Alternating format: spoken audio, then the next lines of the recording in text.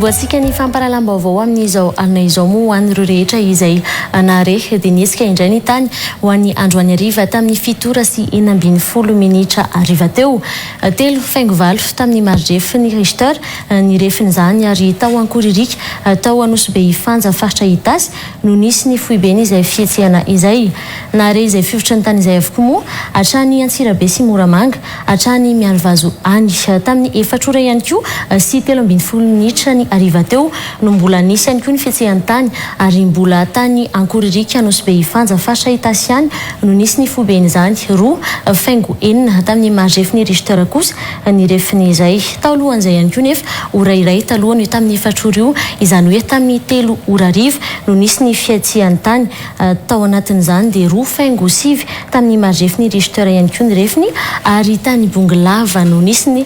foibeny izany. Izany hoe maromaro araka izany no nisy ny fietsehana teto Madagasikara tamin'ity androany ity intelo araka ny fanampahafantarana anao sy nampatsihivina antsika ihany koa ho an'izay naheno izany fa idirantsika avy hatrany ary ho an'ny tontolo politika ho an'ny antsipriana izay vaovao izay.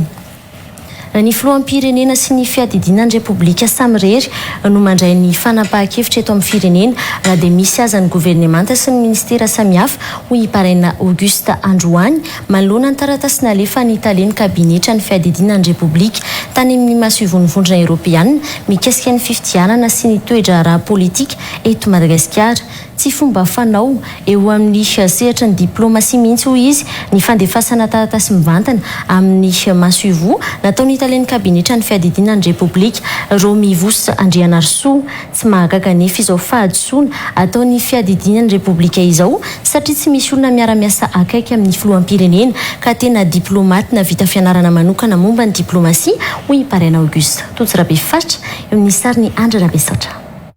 Ny ministera ny rarambahiny no any afaka mifandray mivantana amin'ny masovo iray miasa amin'ny firenena anankiray hoy Paraina Auguste izay efa ambasador'ny Madagasikara tany Senegal teo aloha. Tsy azo atao mihitsy hoy izy ireny taratasy ofisialy nalefa ny Italia kabinetra ny fiadidinan'ny Repoblika tany amin'ny masovo ny vondrona Eoropeanina ireny. Sy tokony madame directeur de cabinet ny président de la République no manoratra direct any amin'ny ambassadeur de l'Union européenne fa tokony affaires étrangères no manao le taratasy ireny zany dia efa tsy mety regny zany ary izay nge ary ny ambassadeur koa tsy tokony hanoratra direct any amin'ny présidence koa fa tsy maintsy mandalo amin'ny affaires étrangères zay hitako fahitako le email nalefa le madame resaka fanarahana technique zy resaka réunion de travail zany dia email nalefany sy nanao lettre officielle izy email fa sika nanao lettre officielle avec en tête. Io mezany olona i Madagasikara amin'ireny taratasy nalefa ny Italia kabinetra ny fiadidinan'ny Repoblika ireny izay tsy manaraka ny fenitra iraisam-pirenena hoy Paraina Auguste. Eo ihany koa izy ny olana amin'ny fomba fanoratra nataony Italia kabinetra ny fiadidinan'ny Repoblika. Sika tokony hitandrina ihany amin'ireny zavatra fataotra an'ireny fa mazary omezan'olo fosina sika satria sy zay ny pratique diplomatique ny standard internationaly ny convention raha teo koa ny convention de Vienne ny affaires étrangères daholo ny affaires étrangères ny solon-tegna sika solon-tegna ny firenena malagasy na dia inona taratasy na dia inona zay izy alefa amin'ny affaires étrangères foana fa izy foana ny mandefa anazy na mireformule anazy koa satria misy langage diplomatique tokony ataony io fa sy ohatra na resaka be anina fosiny nataonao amina resaka amin'ny ambassadeur sy le madame io no anoratanao mio fa ny Union européenne nanoratanao mio nanina io ane io solon-tegna ny Union européenne izy solon-tegna organisation internationale na crédité aty. Tsy mahagaga ihany koa anefa ireny fahadisoana ataon'ny fiadidinan'ny Repoblika ireny satria tsy manana diplomaty tena nahavita fianarana manokana momba ny diplomasia ny filoham-pirenena miara-miasa aminy. Fa baraka sika nan'io mezan'olona sika ny tsy manaraka standard international io koa le problème io izy momba diplomaty nivoaka tamin'ny enam matagny le raha mba conseil diplomatique sy misy zavatra tokony zareo zay sy raha adala le chef d'état rehetrarehetra mana conseil diplomatique io tokony manana an'izay diplomatique tena un vrai diplomate nianatra anazy feno bobaka ao amin'ny affaires étrangères ao. Manaprofo taratasy nosoratany Italia kabinetra ny fiadidinany Repoblika io fa ny filoham-pirenena sy ireo olona akaiky azy ao andapa ihany no tena manapa-kevitra eto amin'ny firenena na misy aza ny governemanta sy ny ministera isanjokajiny ho iatrany Parena Auguste. De fa hita le izy zao hoe fa ny zavatra rehetrarehetra zany de hoare amin'ny présidence daholo, amin'ny président daholo. Anika nadina affaires étrangères ty zany toetra nitsangan'olona. Any manapaka ny resaka CNI hoe 70 milliards io ndray zany ny resaka correspondance. Ny azo antoka dia tsy ny maso ivon'ny vondrona Europeana mihitsy no namoaka iny taratasy iny fa ny fiadidina ny Repoblika ihany mba hampisehoana ny fandraisana andraikitra eto amin'ny firenena raha ny nambara ny Parena Auguste Trany. Fohity io zao. Fohity io. Ry zany mino ndray asika anany namoaka anio. Maiseo hoe valina iny Union Européenne. Valinay daholo le izy sy mino any amin'ny Union Européenne namoaka anio fa sika gasy any namoaka anio zao sika ty amin'ny parti malagasy. Mbola nomafisy ny Parena Auguste ihany koa fa tsy tokony hisy ministra hafa amalina anakina maso ivovahiny eto Madagasikara fa tokony andalo amin'ny ministera rarambahiny avokoa ny fifandraisana amin'ny solotena ny firenena any ivelany miasa eto Madagasikara.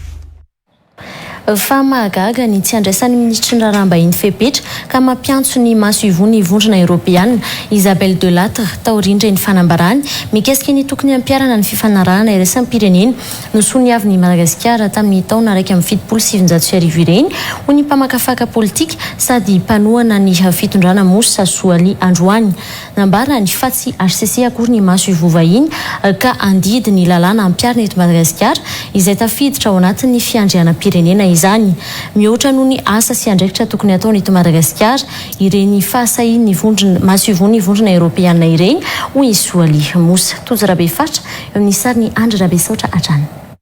Tsy anjarany maso ivon'ny vondrona Europeana miasa eto Madagasikara no mamaritra ny lalàna tokony ampiarina eto Madagasikara hoy Moussa Soali izay mpanohana ny fitondrana manoloana ny fanohen-kevitry ny maso ivon'ny vondrona Europeana izay laza fa ny fifanarahana iraisam-pirenena no sy niavy ny Madagasikara tamin'ny 1,790 no tokony ampiarina eto Madagasikara fa tsy ny lalàna tamin'ny 1,790 izay niangany ny fanapa-kevitry ny ministry ny ati-tany mandrara ny fanaovana hetsika ankalamanjana eto Madagasikara. Ny Union Européenne zany no mamaritra ny lalàna miatra eto amin'ny tany sy ny firenena. Izay ny zavatra nagaga. Faharoa dia nalay toerana ny resahany azy. Tsy tany amin'ny ambasady Union Européenne izy no niteneny iny. Dikan'izay amin'ny territoirany izy. Zany hoe any ivelany izy zany no miteny reny. Totrany any ivelany izy no miimpose any lalàna izay tokony hiatra eto amin'ny tany sy ny firenena. Mihoatra noho ny asa sy andraikitra tokony ataony eto Madagasikara ireny fahasahiny ny maso ivon'ny vondrona Europeana ireny hoy Moussa Soali. Tsy HCC na filan-kevim-panjakana hoy izy ny maso ivon'ny vondrona Europeana izay rafi-pitsarana afaka mametra ny lalàna ampiarina eto Madagasikara. Dia gaga zany ianao hoe dia mahasaky loatra ilay ambassadeur ny Union Européenne eto, ambassadrisme. Mahasaky loatra izy, marina fa sahirana ny vahoaka malagasy, marina fa mahantra atsika fa quand même kosa mba tokony asiana hasina ihany ilay firenena zany satria ny HCC ihany tompoko sy ny Conseil d'État no mamaritra ny lalàna miatra amina firenena anankiray zany. Tokony ho nampanatsoa ny ministry ny rarambahiny nangataham-panazavana io maso ivon'ny vondrona Europeana io hoy Moussa Soali. Dia gaga ianao tsisy réaction any ministre ny affaires étrangères satria fady tsy azo atao zany raha ny ambassadeur atsika any ivelany no manao an'ireny amina firenena izay misy azy ihany dia efa convoqué tena natsoina ary atahora koa ary mety ndroana avy any mihitsy. Isan'ny mampametra-panontaniana ihany koa hoy Moussa Soali ny fanohanana ny vondrona Europeana ny fametrahana teteza mity eto Madagasikara. Tokony ny fanosehana ho any amin'ny fifidianana hoy izy nefa no ataon'izy ireo araka ny fifanarahany Cotonou. Tsy napoziko mihitsy hoe ny Union Européenne no se positionné tadi cautionné an'izany transition zany. dia ny convention ihany no entiko amalinany zareo satria tsika dia niratifie ihany koa ny convention ny accord de Cotonou tamin'ny 1994 zay mazava ao amin'ny article 90 mazava be ny voalaza fa toute prise de pouvoir en dehors de l'ordre constitutionnel dia tsy ara-dalàna. Zay nge ny voalaza ao amin'ny accord de Cotonou tapahana amin'ny famatsim-bola zany hoe tsy hamatsy vola ny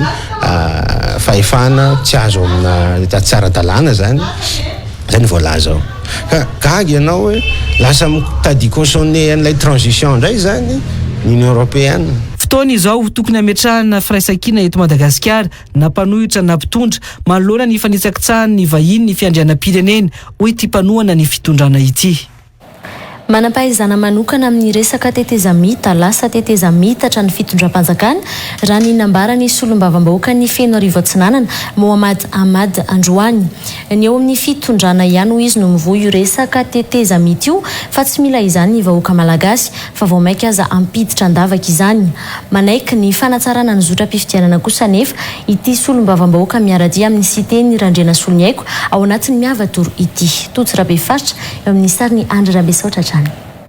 Misy moa zao resaka hoe voizina ary zany mino ary matoky fa reo amin'ny fitondrana ihany no mamio andre resaka tetezamita zany. Spécialité-njareo le tetezamita mivadika tetezamitatra. Zay ny spécialité. Ny vahoaka malagasy dia tsy mila an'izany. Tsisy tetezamita lafalavany tamin'ny 2009. Rehefa tsy taona ahitana ny vahaolona eto Madagasikara dia vahaolona dia olona ray manana programa ao apetrany ary programa marina fa tsy programa petapeta tokoa zay natao tany ivelany. Fa zany tetezamita zany tompoka tsy tondra antsika akaiza zany fa ampiditra antsika andavaka ny vahoaka malagasy. Zay kosa raha ohatra ka misy fifanarana, fanatsarana ny resaka fifidianana dia momba an'izay ny zavatra ny tokony atao tokony arosona dia raha ohatra ka manaiky ny fitondram-panjakana sokafina daholo ny ambaratonga rehetra ahafahana mahavita ny fifidianana mangarahara sy madio. Zay ny tokony masoany rehetra. Fa fotoana fitadiavam-bola ny firaisamonim-pirenena sy ny mpanao politika tsy manan-toerana ny vanim-potoana ny fifidianana tahaka izao ho ny solombavam-bahoaka Naivra Oldina Androany raha namaly ny fitakiana fanavaozana ny lalam-pifidianana ataon'ny firaisamonim-pirenena indrindra fa ny KMF-ko hoe tsy ao anatin'ny programan'ny fitondram-panjakana mihitsy ho izy ny fanemorana ny fifidianana na koa ny ametrahana tetezamita. Efa ao anatin'ny fanomanana sy ny fitadiavana ny paikady mikasika ny teti-bola entina anaterana ny fifidianana izao ny fanjakana sy ny seni ho i Naivra Oldina. Totsy Rabe Faritra sy Andry Rabe Saotra no mitondra ny tatitra izay. Tsy tokony asa saina amin'ny volana tanterahana ny fifidianana ny olom-pirenena sy ny mpanao politika fa anjara ny governemanta sy ny seni no mitady vola amin'izany ho ny solombavam-bahoaka Naivra Oldina Androany. Fanjakana manara-dalàna no misy amin'izao ho izy ka tsy maintsy manaja ny tetiandro voalaza ny lalam-panorenana. Ny fifidianana dia voalaza lalam-panorenana. Hoe isaky ny 5 taona no fidina ny filoham-pirenena. Dia ny mpanao politika na ny fiarahamonim-pirenena tsy tokony isy hamaky loha amin'izany. Faharoa aloha ataoko ohatr'izao ny senia sy ny fitondram-panjakana no mikarakara izany. Ka tsy tokony hamaky loha an'izany na toko timo na toko TGV na toko iza na toko iza. Amaly zay hoe ny resaka teti-bola zany anjara amin'ny fanjakana izany. Anjara amin'ny fanjakana amin'ny ekosy amin'izany na amin'ny volam-panjakana eto na amin'ny fifandratsana amin'ny any ivelany fa ny fantatry vahoaka tsy tokony hamaky lohan'izany vahoaka na izana ianao dia hisy fifidianana. Efa ao anatin'ny fanomanana ny paikady rehetra hiatrehana izany ny fitondrana foibe fa tsy voatery anao tatitra isaky ny mihetsika hoy Naivra Oldina. Ampanomanana an'izany ary manana ny teti-bola sy manana ny paikady rehetra amin'ny fomba rehetra amin'izany ny fitondram-panjakana ny governemanta sy ny senia ampandaminana fa tsy isaky ny minitra koa dia anao tatitra vahoaka ao raha tsy hita fivoriana ara-potoana. Misy ny olona miteny hoe tapaka ny karama tsy hisy toy ny vola fa mbola misy foana ny vola dia aleo zany hipetraka ho andraikitry ny fanjakana sy ho andraikitry ny senia sy ho andraikitry ny tompona andraikitra.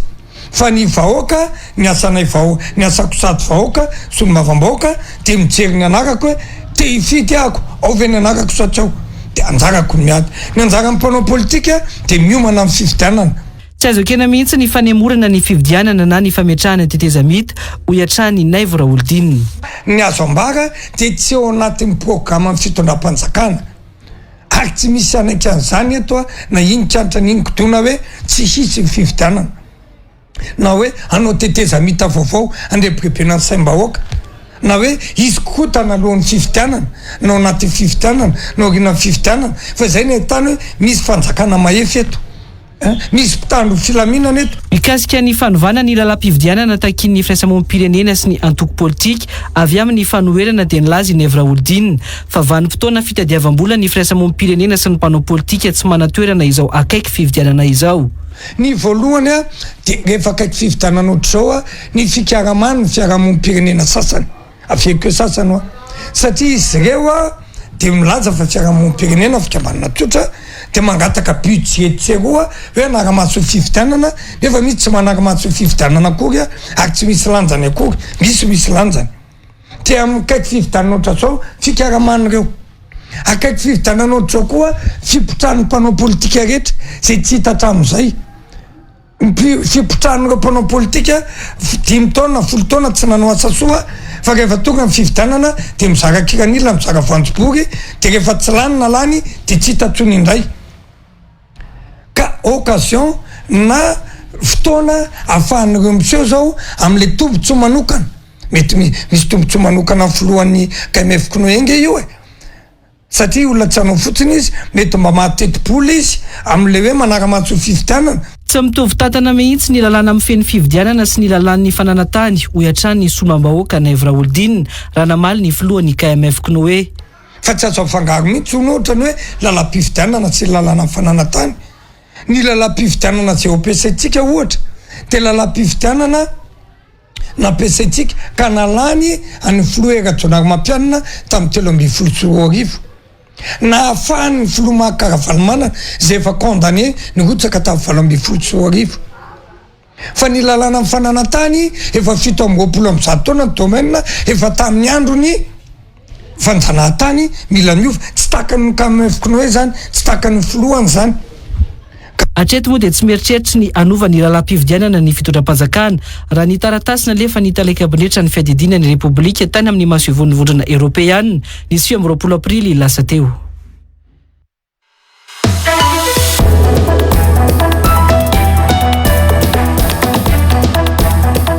Ovahiny ny fandarana l'invité du jour anio larbi fahafolo ny volana May taona 2024 aoriny ny fampahalalam-baovao amin'ny 6 ora alina eto amin'ny Real TV Madagascar. Andriamatoa Guy Maxime Ralaiseheno, mpanao politika mpamakafaka ny raharaha amin'ny firenena, iresaresaka makasika ny raharaha mafana eto anivon'ny firenena amin'izao fotoana izao, ny fividianana sy ny tontolo politika fa eo ihany koa ny fitantanana raha-panjakana. Anasananao ary naraka izany. Araka izany dia Andriamatoa Guy Maxime Ralaiseheno vahiny Gasikara Fensoa ao anatin'ny fandaharana l'invité du jour izay arahanao aoriana izao fampahalalam-baovao izao. Fahotoizantsika amin'ny vaovao-pividianana kosa ny antsipriany vaovao. Lainga tsara tototra no ambara amin'ny filazana momba ny fisian'ny fokontany Matoto miisa 10 ao Mitsinjo Betanimena raha nambarany lehibe ny boriboritany ao an-toerana. Fokontany iraika amby 70 ihany no misy ary ireo no manana lisitry ny mpifidy raha ny nomariany. Nidina tany Toliara voalohany sy faharoa ny seny nitondra ny fanamarinana makasika ireo olona ny lisitry ny mpifidy ireo. Tao rahantsika nitatitra izay ary. Nanao antso ho an'ireo firaisamonim-pirenena sy ny mpanao politika ary ny olom-pirenena osa andray ny andraikitra raha toa ka misy ny tsy fahatombanana sy ny AIA ao anatin'ny fanomanana ny fividianana ny avy amin'ny seny nandritra ny fidinana ifotony no tanterahan'izy ireo tany Toliara ny farany herinandro lasa teo. Fandraisana fepetra ho fanaramaso ny lisitry ny mpifidy no natao tany an-toerana raha ny nambaran'izy ireo ary nijerena ny filazana amin'ny fisian'ireo fokontany Matoto izay nomariany lehibe ny boriboritany tao Mitsinjo Betanimena fa tsy misy izany tao an-toerana. Nandray fepetra ihany zay satria ny anaramaso ny lista lazaina fa hoe misy tsy fietezana fa en principe milamina eo ka nareo ny matony ny fanjakana nandefa ny avy any ny seny manamarina n'le izy hoe jerevo le anomalie rehetrarehetra misy dia izay no ilaina rehefa misy ny anomalie dia vaolana anao tao fa lainga raha ohatra ka hoe te besasavy misy betanomena tolera 2 misy an'izao fangalaram-bato na tsy miditra amin'izay tsika lainga tsara tototra ihany zany. Tsy misy ny lisitry ny mpifidy fanampiny ao Besasavy Betanomena ao Toliara faharoa raha ninolazainy ny filoha-lefitry ny CENI nandritra ny fidinana ny fotony tany an-toerana. Fokontany ndraiky amby 7 nanaovana fanavaozana ny lisitry ireo mpifidy raha ny fanazavany. Na io resaka fokotany fiktifa ny CENI dia mbola CENI dia manara-dalàna trany raha ny lalàna zany no mipetraka dia mbola io ny fokotany raiky amby 7 ny fokotany eto Toliara dia izay no nanaovan'ny CENI ny fanetanana sy fampidirana ao anatin'ny lisitry. Tsy mbola misy n'izany fokotany, tsy misy zany zavatra fiktiva zany ary manentana anareo mbola hanara-maso akaiky an'izay zavatra. Tsy misy porofo mazava ihany koa ny fisian'ny Alabato ao Toliara ho ny filohan'ny tanora RMDM fa naratsiana ny faritra araka izany resaka Alabato ho iatrany nambarany. Raha fifidianana nasionaly le izy ohatra alaiko ohatra amin'izany filoham-pirenena zany no mahita hoe tsy dia aty Toliara ny tahan'ny maro anisa mpifidy misy tanàna angamba manana an'izay donc zany tsy stratégique ho an'olona mieritreritra hangalatra ka aty Toliara izy nanao zay fa zay zany amiko fa karatsiana zay tsy misy preuve mazava zay aminay zany zahay monina eto mpifidy eto atsy zay ny Alabato rehefa sanatsika misy tsy ho Toliara aloha no alarana amin'izany zany aloha dia toerinay zany fa raha raisinay ho tsaoza zavatra ohatran'izay raha ohatra ka zay no anena tsy zavatsara ratsy rehetra ve dia atao Toliara tsy azo ekena zany. Nidina tany Toliara voalohany sy Toliara faharoa nanao fanaraha-maso ny fanamarinana anarana anatin'ny lisitry ny mpifidy ny mpikambana ao amin'ny CENI ny farany herinandro lasa teo. Tao anatin'ny fahalalahana tsy nisy tery hatreto ny fandiniana ny sata mifehy ny Arenankibonitany tao anatin'ny asam-bomery izay nametrahany ministry ny Arenankibonitany 3 andro tsy tapaka ho ny filohan'ny komisiony ny Arenankibonitany Mohamad Ahmad Androany ho famelana malalaka ny fandrafetana ny fanovana misy eo amin'ny lalàna mifehy ny Arenankibonitany io ho ity solombavam-bahoaka ity dia nahemotra amin'izy moavy izao ny fandiniana anaty fivoriana Itambarambe ny lalàna raha tokony raha mpitso alakamisy izy omano zany tsy maintsy natsaraina araka izay mety io lalàna napetraka io ho ny ministry ny Arenankibonitany nandritra ny valandresaka ho an'ny mpanao gazety nataon'ny ministera niaraka tamin'ny komisiona misahana ny Arenankibonitany teo anivon'ny anteny miram-pirenena Androany. Tojorabe fatra sy Andra Besatra. Nahena amin'ny atsasany avokoa ny velaran-tany omena ny mpitrandraka Arenankibonitany mangataka fahazondalana vaovao manomboka izao raha ny nambara ny ministry ny Arenankibonitany Androany. Tanjona ao anatin'izany ny ampitomboana ny olona sy mpandraraha afaka manao ny fitrandrahana ka ireo izay tena matianina sy mahavita mitrandraka ny velaran-tany omena azy no omena izany hoy ny ministra Androany. Panapaka-hevitra natsofoka koa hidina hevitra ato amin'izao ary efa namany efa ny keniny rehetra dia ny fampidinana ny velaran-tany izay azony reo karazana fahazahondalana isan-karazany alaina zany. Raha teo aloha tamin'ny lalàna teo aloha dia ray alina kilometatra tsy mivady mandry 10 000 km² zany ny azony permis de recherche olona ray na orinasa ray zay ny droany dia nahena atsasany zany ankehitriny atevitra be moa zany fa fanapakevitra tsy maintsy niraisina 5 000 km² sisa zany ny azony permis de recherche alaina. Ny permis d'exploitation raha afaka nakatra amin'ny 1000 km² tany aloha dia amin'ity lalàna ity dia 500 km² sisa ary ny permis réservé aux exploitants artisanaux na le PREA zany zay ny anarany amin'izao raha 100 km² ny droit zay azony angatahana tany aloha dia mihena aty amin'ny 50 km² zany sisa ankehitriny. Ny antony dia tsotra araka ny adihevitra zay mandeha dia hoe aleo mba samy tsy hobodona olona vitsivitsy fotsiny fa mba mitombo zany nisan'ny olona misehatra amin'ny Arenankibonitany ary isanatao lahara-pamena sy efa ny fanarahan'ny komisiona sy ny ministera ho ny filohan'ny komisiony Arenankibonitany ny fampitomboana ny vola sy ny fanomezan-danja ny vondrom-bahoaka eny fotony. Misy koa zany ny fanomezan-danja ny vondrom-paritra itsinjaram-pahefana na amin'ny fanaraha-maso zany na amin'ny fandraisana anjara indrindraindrindra moa ny fandraisan'ny tamberim-bidy zay no zava-dehibe ao anatiny. Dia ny fanomezan-danja koa an'ireny toerana ataontsika hoe masina na fanaovana fomba ara-paharazana reny zany nijerena manokana mba hialana amin'ny fanebazebazana ny olona anan-toerana. efa nodiniana lalina ny fanovana rehetra natao mikasika io lalàna io ho ny filohan'ny komisiony Arenankibon-tany satria efa niarahana amin'ireo manam-pahaizana sy hery eto amin'ny firenena. Vita tsara ka tsisy teritery io ka lalàna anaovana ny asambômiera ary tsy nidiran'izaniza fa tena ny olona rehetra zay voatokana hikasaka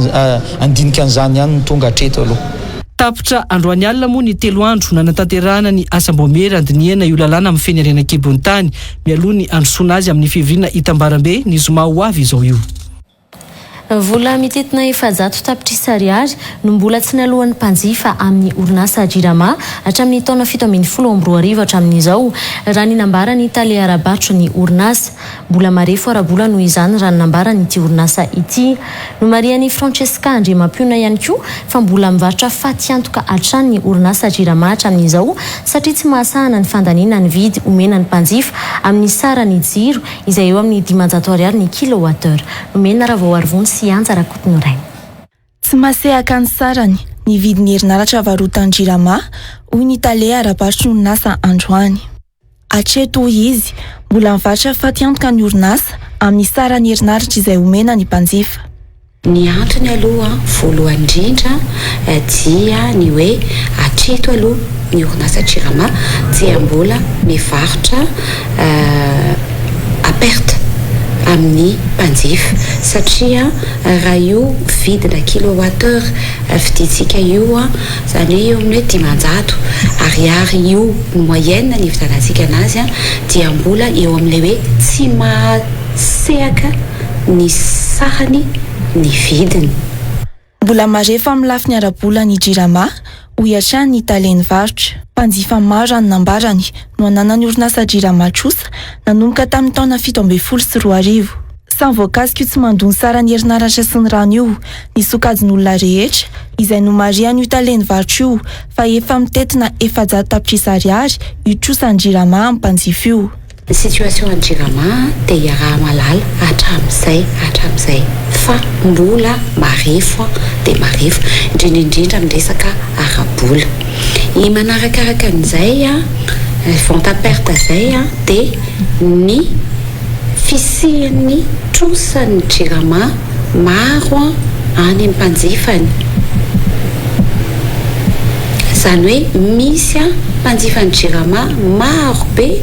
mbola ananany Jirama trosa amintsika izay miresaka amin'izao fotoana izao. Misy ihany koa ny halatra taon'ny mpanjifa amin'ny orinasa raha ny nambarany Italia Arabatro ny orinasa. Manazava ny fahasahiranana arabola sy ny faty antoka sedra ny orinasa Jirama ihany koa io raha ny nambarany. Ny taux de perte non technique izay mbola iaina ny Jirama amin'ny fangalarana ny foto-drafitrasa mitatitra sy mitsinjara ny herinaratra. Eo ihany koa ny halatra isan-karazany any amin'ireny foto-drafitrasan'ny Jirama eny amin'ny any amin'ny tokantrano any.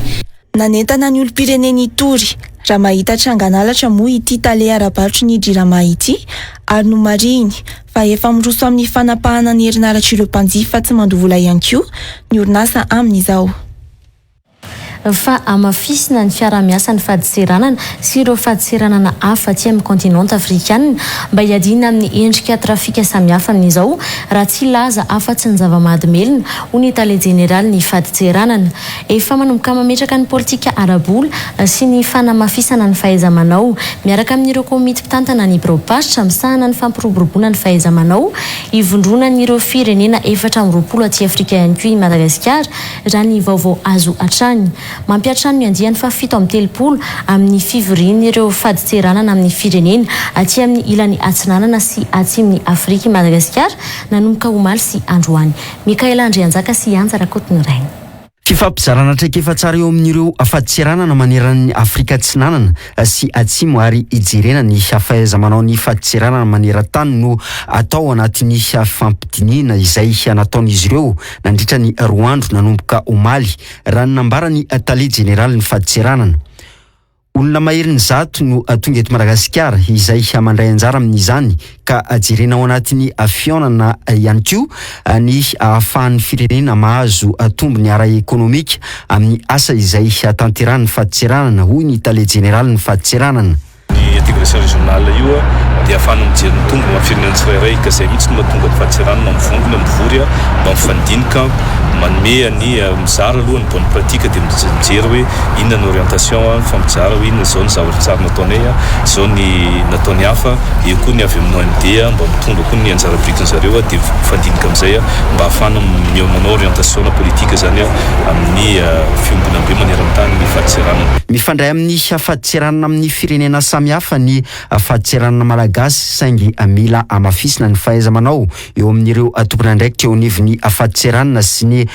piasa rehetra hoy hatrany ny tale général ny fahatiseranana. Douane zany dia mifandray mivantana amin'ireo firenena-kafa zay manana frontière directe eo aminy ary zay no mahatonga ny décomposition ny organisation ty amin'ny OMD zany ny tapany atsinanana sy ny atsimo ary ny Océan Indien no mitambatra ray dia mifandray mifankahazo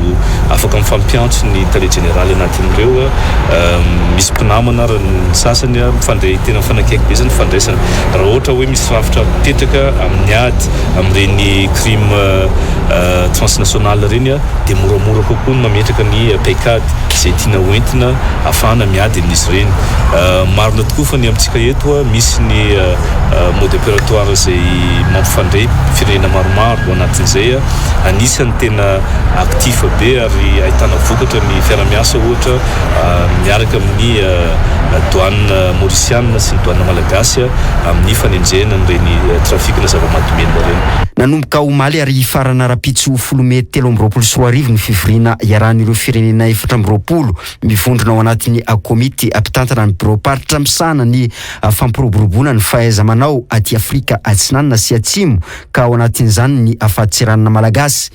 Isan'ny tonga eto Madagasikara ny fanindry amin'io fivoriana fafito amby 30 taon'ny komity mpitantana ny bureau-paritra misahana ny fampiroboroboana ny fahaiza-manao io sy ny fivoriana ny filakevitra ny gouvernora ny conseil des gouverneurs izay ho atao manomboka rapitso hatramin'ny 13 Mey ho avy izao io fahatongavan'ny sekretera général ny vondrona iraisam-pirenena ny fahatiseranana io. Ity filakevitra ity izay vondrona ny firenena misa 20 ahitana ivitoeram-pitantanana misa 520 kosa ny vondrona iraisam-pirenena momba ny fahatiseranana io isana ny fanatsarana ny fahaiza-manao ny fahatiseranana ny fahatongavana eto Madagasikara io. Ho an'ny vaovao ny trangam-piarahamonina efa nanomboka niverina amin'ny laoniny ny fiainan'ny mponina any Anjiji saingy tsy nahitana fifamezivezena firy na dia tsena aza omaly tany an-toerana vokatra ny tahotra raha nambarany mponina any an-toerana. Nampiana mpitandro ny filaminana avy aty an-drenivohitra any an-toerana amin'izao miaraka amin'ireo tafika malagasy ampandry fahalemana hoy kosa ny zandarmaria am-pirenena androany. Efa misy ny fifampiresahana ametrahana ny lamina amin'ny fifehezan'ireo zazafotsy ireo raha ny nambarany ihany. Na izany aza manana andraikitra ampafantatra amin'ny antanatohatra misy ny sefokotany manoloana ny antom-pisin'ny zazafotsy izay tsy mbola voafaritra mazava ny tena andraikiny fa ambara ho karazany andro-masom-pokon'olona raha ny fanazavana azo hatrany. Naosirana efsonsy tokony haina randriany zatovo. Taorianany zavatra ny tranga eny moko rehefa nanomboka omaly efa toandrotoandro zany dia atao hoe milamina ny tanàna ny olona afaka mandeha miantsena ny tsirairay zany amin'ny olona miaina amin'ny fiainana andavanandro zany atao hoe milamindamina fa saingy noho ny tahotry ny olona maro dia na dia andro tsena za omaly teto Anjiji dia tsy dia nahitana olona firy mivarotra ny mpivarotra koa nilaza fa tsy dia nalafo entana firy satria tsy dia nisy firy ny mpividy. Androany efa niezaka ny verina amin'ny fiainana andavanandro ny tsirairay avy. Ny mpitandro ny filaminana ny teto toerana moa zany nampiany tafika malagasy dia mbola niampy ray camion reo androany zany hoe farafahakelindreo roa camion no ao. Nanamafy ihany koa ny zandarmaria-pirenena fa efa nampiana ny isan'ireo zandarmaria-pirenena ao Anjiji izay nitrangany fifandonana ny alatsinainy lasa teo io. Lesona azo tsoahana anatin'izao tranga izao ihany koa ho ny zandarmaria-pirenena ny tokony ampahafantary ny tompon'andraikitra any an-toerana ny antom-pisian'ny zazafotsy mba ahafahana mifehy azy ireny. Efa misy ny fifampiresahana sy fifandiniana ny fametrapetrahana n'izay lamina rehetra mahakasika an'izay a eo anivon'ireo autorité locale zay any toerana iarahana amin'ny tany filaminana ihany koa moa ireny zavatra ireny raha ohatra ka mitranga any anivon'ny fokotany ohatra dia mahafantatra ny atom-pisiny ireny ny président fokotany izay manana andraikitra ny ampahafantatra n'izany a vao mitranga ny hoe fisininy hoe fakan'olon'ireny olo ireny zany dia efa tokony misy sahady any fanaovana tatitra na dia hoe ny tatitra fotsiny ihany ary atao hoe misy olona tahaka zao anao an'izao amin'ny toerana sahala amin'izao dia eo anatrehan'izay zany a tokony efa misy sahady zany ny fepetra raisina hoe inona no azon'ireo olo ireo atao manahoana ny tokony ataon'ireo olo ireo a tsy ara-dalàna ihany koa ny fitazomana basy tsy nahazoana alalana izay saika nanan'ireo zazafotsy ka tsy maintsy andraisana fepetra ho ihany ny zandarmariam-pirenena araky ny efa fantatsika moa zany a ny lalàna mipetraka amin'ny ahafahana mitazona basy a dia misy ny ahafahana mahafahana mitazona an'izany zany dia nefany a io mety mikasika resaka fiarovatena ohatra na tahaka zany ho an'ny olon-tsotra izay basy azon'izy ireo tazomina ohatra fa mahakasika indrindra amin'ity toe-javatra anankiray manokana ity zany dia tsy maintsy misy ny fifampiresahana misy ny fifamehezana misy ny fepetra izay ho raisiny mahakasika n'io toe-javatra io satria hitatsika raha ireny toe-javatra nitranga ireny dia mahakasikasika sahady ny mety fandriam-pahalemana sy izay ho fiarovana ny vahoaka sy ny fananana mbola anaty ny fivoriana sy ny fifampiresahana mahakasika ny opération jaboady izay fampandriana tany atao any an-toerana malona an'izao tranga izao moa ny mpitandro ny filaminana sy ny tompona ndraiky mpanjakana any an-toerana miaraka amin'ny solombavam-bahoaka raha ny fanazavana azo hatrany mifanelanelana 70 kilometatra ny misy ny commune manerinerina izay ihany amin'ny lalam-pirenena fahaenina raha toka any amin'ny 20 kilometatra miala ny lalam-pirenena fahaefatra no misy ananjijy tao amin'ny commune manerinerina no niseo ny fahafatesan'ireo zazafotsy miisa telo ny alatsinainy saingy ny lakazeny ny zandarmariam-pirenena tao anjijy no nanatonan'ireo zazafotsy sy ny siny fifandonana ihany koa omaly talata maraina ray mpianakaviana iray 17 taona no tsy hita efa nanomboka ny alatsinainy maraina ary tsy mbola hita hatramin'izao raha ny tatitra nataony fianakaviana ilaza ireto farany fa tsy nisy ny olana tao anatin'ny tokantrano ary tsy nisy olana ihany koa teo anivon'ny fiarahamonina saingy izao tsy hita izao io ray mpianakaviana io milaza ho manana aya ihany nefa ireo fianakaviana fa mety nisy ny zavatra nafeny na olana maro tao anatin'ny tamazotra serasera moa ireo filazana olana very ireo nambinina raha velorsan sy tokony eny narandrian-jatovo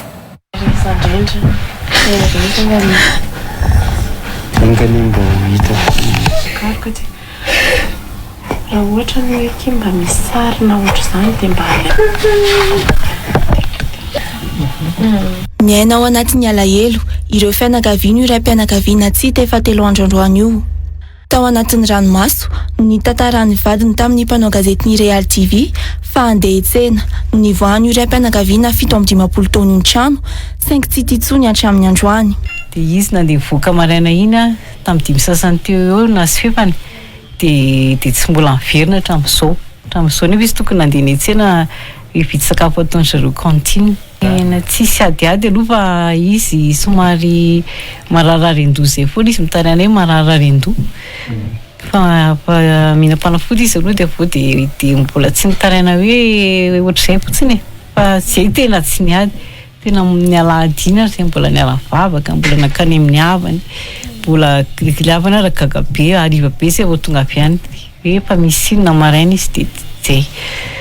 fa honda fikarohana rehetrarehetra manko zay fa mbola tsy hita mihitsy hoe ahoana fa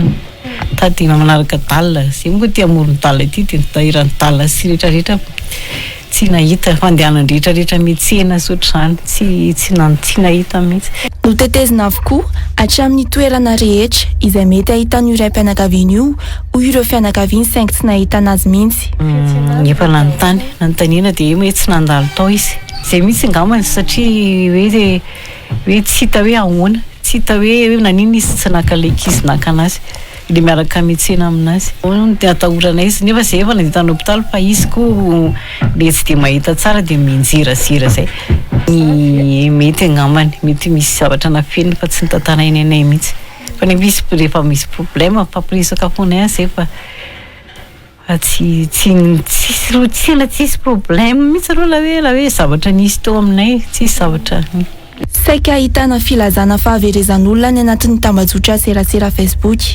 misy amin'ireo olona izay manana fianakaviana very azy no mbola tsy hitatra amin'izao. Isan'izany tranga teny Ambohimiarina alakamisy feno arivo izay nahaverezana ray mpianakaviana 50 taona ny aliny 12 Desambra saingy tsy mbola hitatra amin'izao efa bolana mehetra tao aoriany ny fahaverezana. Fahalalakely mirefy 50 metatra tao amin'ny fokontany Ambodiady Ambohimanarina no namboarina ary norakofana simenitra izay nataony solombavambahoaka aty Matontsoa Andriamampandry. Mamtarana ny mponina ny faratsiny io lalakely io raha ny fanazavana nentiny ireo mponina tany an-toerana. Ny fifanampiana avy amin'ny mpiara-miombonantoka nahafahana nanao izany ho ny solombavambahoaka ny boribory-tany fahenina. Tsy afaka iandro ny komina sy ny fanjakana izay tsy handray andraikitra ny fampandrosoana ho hiatrany solombavambahoaka Matontsoa Andriamampandry. Nosirana efsonsy tokony ihany narandrian-jatovo. Efa 20 taona tany no tsy nisy ny fanamboarana natao tamin'ny lalana teo Ambodiady io raha ny vaovao azo tany an-toerana. Nisidra fahasahiranana tamin'izany hatramin'ireo olona efa lehibe ho ireo mponina. Efa 5 taona ny ankizy kely mandeha amin'ny lalana io mianjera ny olon-dehibe ndraindra fa niantsa mianjera. Namafisany solombavambahoaka amin'ny boribory-tany fahenina ihany koa fa nisy aza ireo efa naratra vokatry ny faharatsian'ny lalana io. Satria lesa nanirana ny olona mihitsy iny lalakely iny totobato iny be naratra folaka atapatongotra dia ankehitriny zany dia efa ho vita zany zay zavatra nankatany voaka tety Ambodiady ety zay. Mety teny nga misika hoe asan'ny solombavambahoaka angany manao ny fodrafitrasa sy ny asa sosialy efa iandrasana antra sy ho potika ave le lalana dia iandro commune sy ny fanjakana zay tsy handray andraikitra. Dia noho izany zany natova ny tenanay nandray ny anjara boriky miaraka amin'ny fokon'olona. Tsy maintsy resena lahatra ny mpiara-miombonantoka noho ny efa fahasarotan'ny fanamboarana ny fodrafitrasa ho ihany solombavambahoaka Matontsoa Andriamampandry. Na ny orinasa ny entreprise zay manao zany dia perte daholo satria miakatra foana zany ny vidina ciment, ny fasika, ny kojakoja rehetra dia tsy maintsy ny tena zany no mameno izay banga ao anatin'izay. Nisy fanampiana zany io nisy ny avy amin'ny mpiara-miombonantoka dia nisy avy ny tenanay dia eo kosa nisy ady araka ny teniko anareo teo tsy misy resena lahatra daholo malala tanana sy mpiara-miombonantoka zany ahafahana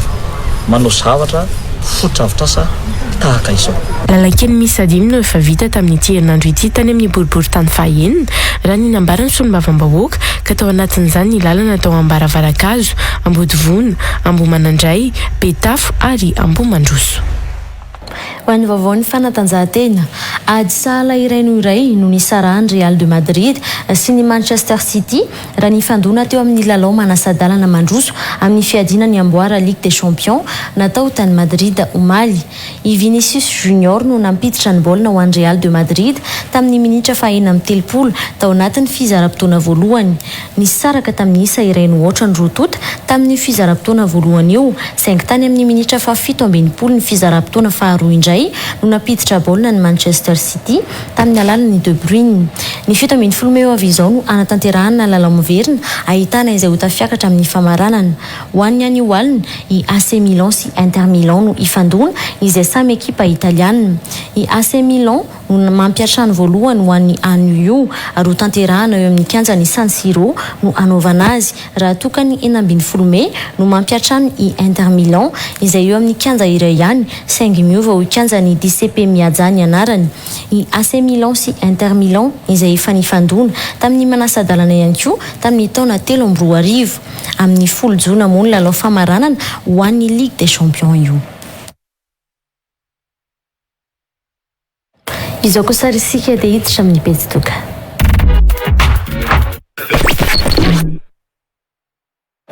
Iresadresaka mandidina ny sport mécanique indray sika atao anatin'ny fampahalalam-baovao izay andraisana vahiny ho an'ity anety vahiny manolona Andriamatoa Alain Rajaonarvelo izay avy amin'ny design auto miarabanao tonga soa atao anatin'ny fampahalalam-baovao tompoko. Miaraba Real TV, miaraba amin'ny mpijery ny vaovao amin'ny Real TV rehetra. Marina tokoa ny volazan'ny namina mpiara-miasa eto. Tonga indray tsika ity amin'ny premier manche ny rally 2023 zay karakaraina FMMSAM. Izy ity moa dia marihana fa sponsorisé ny design auto zay mba nafatra ny menaka motule motule moa zay efa tsisy tsy mahafantatra anazy ao anatin'ny tontolon'ny sport mécanique na amin'ny tomobily io moto io bdb hitanao ahitanao anazy daholo na eto Antananarivo moa ahitanao motule daholo efa ty rehetrarehetra ty amin'izao fotoana zao zay mariky ny fatokisan'ny olona ny ilay produit zany fito taona zao nefa nerany ny asa tamin'ny FMMSA zay slalom ary ty ny 4e édition ny rallye zay neranay matoa moa zay zany nanohy ny fiarana miasa de teo aloha ny fafampo tamin'ny organisation zay nataon'ny mpikarakara zay tsy fa ny FMMSA ary teo ihany koa ny retour zay nafinaritra tamin'ny netin'ny fivoizana n'ilay produit de tongotsika angehitriny zany amin'ny premier manche ny championnat de Madagascar ka nyteneniko anao zay zoma zao 6 sabotsy ary lahady izy io manomboka amin'ny zoma io zany misy ny visite technique sy ny visite administrative eo amin'ny Sodiama eo Kondrano eo amin'ny trano fitaratra be eo Pitanozy pétrolière io de amin'ny folo sasany misy parady kely ataondreo tomba fiara zay andray anjara reo zany miodina niny miainga eo izy de miodina makany Masay de eo misauvena Masay io de miverina makeo amin'ny Sodiama de vita zay de miditra parc fermé zareo de mihidy eo izy amin'ny ray ora tolakandro miainga zany tomobile voalohany andeha hamonjy ny épreuve spéciale voalohany zay atao anea Behitsy io ny épreuve spéciale voalohany sady épreuve spéciale tokana zany amin'io andro zoma io amin'iny partie atsinanana iny efa misy betsaka pahafantatra moa ny Amboboangy sy Behitsy iny zany vita iny épreuve spéciale iny de miditra vinavinaina hiditra eo amin'ny Avonaland izy ny arivarivo amin'ny amin'ny efatrano any ny tomobile voalohany io zany de ao ny tomobile matory ny alina ao manao parc fermé de miainga indray tsika ny sabotsy maraina amin'ny fito sasany any amin'iny partie misy ny Anjeva, Amboboangy, Ambomasina sy manodidina iny any ao mivezivezy zany io rallye io amin'io andro sabotsy io zay misy épreuve spéciale anaky 10 ao anatiny maromaro moa ny azo hoe point spectateur amin'izy fa manimeny hoe Volomborona Ambohipeno sy misy partie ao zany hoe avy aty ambony aty anao mijery de hitanao daholo le presque hitanao daholo le parcours rehetrarehetra de vita zay amin'ny andro asabotsy zay de miverina makany amin'ny Sodiama no ny fiara rehetrarehetra de vinavinaina ho tonga any amin'ny Sodiama ny tomobile voalohany ano any amin'ny 7-7 any de ao izy zany matory de ny lahady indray miainga vo maraindraina ihany satria mamonjy ny ren'ny 4 indray miainga amin'ny enina maraina zany ny fiara voalohany zay mbola kangasesananamborona izy fitenenana mandeha mamonjy ny ren'ny 4 de rehefa tonga eo tanàna mahitsy misy bifurcation zay mandray à gauche de mamonjy misy lalana eo amin'ny 13 km latsaka kely eo zany andehananao anatin'io faritra io misy an'le épreuve spéciale mandroso miverina indroa mandalo an'iny partie misy ny Tozikruina iny de iny amin'ny misy ny baraza farantsany de any amin'le Ambohimasina zay ny toerana farany atongavana de miverina de manao aller retour indreo zany izy de ny deuxième aller retour zany amin'iny tsika no mamonjy ny Sodiama de vinavinaina reo tonga amin'ny Sodiama eo Kondrano zany ny fiara voalohany eo amin'ny amray sasany io de mariana moa zany fa misy animation anatin'ny site eo amin'ny Sodiama io mandritra ny sabotsy lady misy kartino de misy roller auto misy skate anko ho atsika mpijery zany mandrapatonga ny tomobile sy ny animation rehetrarehetra zay eny amin'ny eo podium io lavalava ihany zay fandaharam-potoana ny tantarainao teo izay Andriamatoa Lairajoanarivelo manaona kosa ny fandaminana sy ny atao hoe fitandrona ny filaminana sy ny rehetrarehetra ao anatin'izay fifaninanana ho atrehan'ireo mpandray anjara izay manana tokoa zay teninao zay satria ny rehefa mikarakara fifanana ohatr'izao moa indrindrindra fiarakodia resahana de mila fitandrimana be dia be indrindrindra zany ho atsika zay hijery rehefa mba mitsofoka anatin'le spécial zany mba mila tonga lolo ihany satria raha hoe une fois mandeha le voiture ouvreuse dia tsy afaka mihetsika intsony nareo am'izay toerana misy anareo fa tsy maintsy miandry le atao hoe voiture balai zay atao hoe mpamafa moa zany ny en quelque sorte dia zay izy manambara fa hoe tsisy tomobile mbola andeha ntsony io fa efa tapitra daholo ny mpifanina rehetrarehetra dia zay vao masomesika amin'ilay toerana dia indrindrandrindra koa moa zany dia reto mpifaninana reto any amin'ny ataontsika hoe ny liaison dia manaraka ny code de la route dia ny angaviana fotsiny zany mba rehefa mba mahita zareo tsy hobahanana izy na ohatran'izay mba miklaksonna kely izy dia mamena lalana fa tsy hobahanana na hoe iny fandefanentsika amin'iny an-dalana iny ihany koa hoe mitotra mahafinaritra miritarita zany mba hisorohana zany ny mpatsaritsombaovy sy tenenana satria raha sanatria misy an'izay dia ny rehetrarehetra no vosika atao hoe ianona tsy nanao ny andraikitra ny anona ny ohatr'izao nefa mety misy anjara andraikitra le anankiray nitondra fotsiny mihitsy hoe ny adalanina tonga ny lozana azo anazy mba hoe tsy hampisy sanatria ny vavany maty ao anatin'le izy dia zay zany mba hiangaviana fotsiny hoe mba samy anaja les consignes de sécurité zay meno ny mpitandro filominana any anatin'ny épreuve spéciale mo police koa moa aty anatin'ny larana en ville sy masay ny bypass iny zany efa mananjara andraikitra zay nraisiny dia mba samy hiangaviana mba hanaraka an'izay tsika tsirairay avy eny ary mankasitraka anao ny vahiny tato anatin'ny fampahalalam-baovao ary nampahafantatra an'izay fandaharam-potoana sy ny tsara ho fantatra mahakasika ny rally motule andian'ny faefatra izay sotra ny atoko dia mirary soa dia bonne chance ho an'ny mpifaninana rehetra toko